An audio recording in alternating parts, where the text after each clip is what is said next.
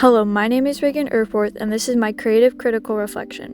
Question 1 is asking, how does your product use or challenge conventions, and how does it represent social groups or issues?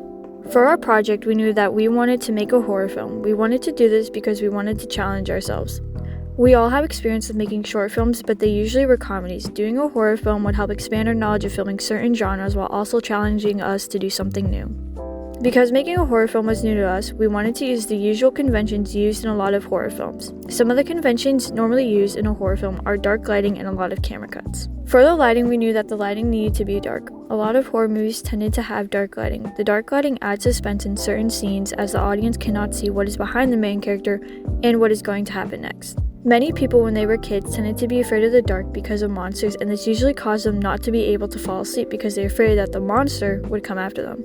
I like to think when horror movies are made, directors play off this experience as it is something many people can relate to. Many horror films have darkly lit scenes to help bring this sense of suspense, and it is usually done in high tense situations. To build more off this, there is usually cuts to different cameras that are either shown that there is nothing or something there. Usually when there is nothing there, it can either build on the suspense or weaken it. Or if it does cut to something there and then cuts back to the character, it adds even more suspense as the audience wonders what is going to happen next. Or if there is something, then it cuts back to the character and then cuts back to where there was something but now there's nothing. This also adds to the suspense feeling. All of these scenes are usually followed by a jump scare. A prime example of this is from the 2016 movie The Conjuring. The movie shows Janet at home watching TV. The TV goes out, and in the reflection of the TV, we can see an old man sitting in the chair with the remote in his hand. It cuts to the chair, and we see that the guy is no longer there. For a few seconds, it goes back and forth, showing Janet scared and the chair empty, until at the end, we see the old man that screams, "My house." In our film, we did something similar to this, where we had the robber look in the rearview mirror once,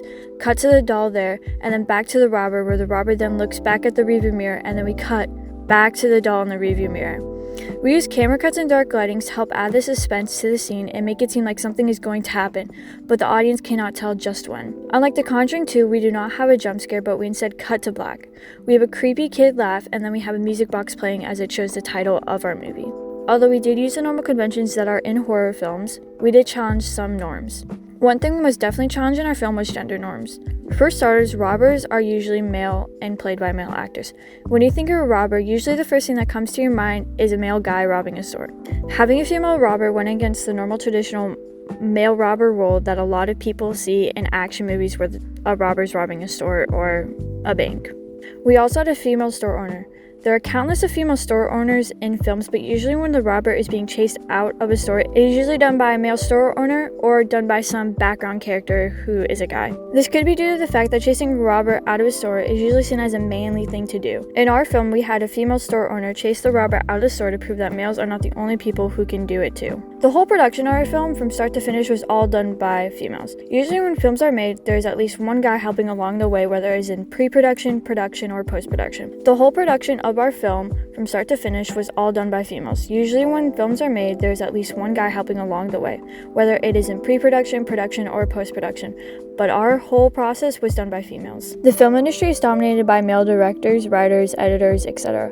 Having a whole female crew to do everything goes against that. Our film helps prove the fact that women can produce films too.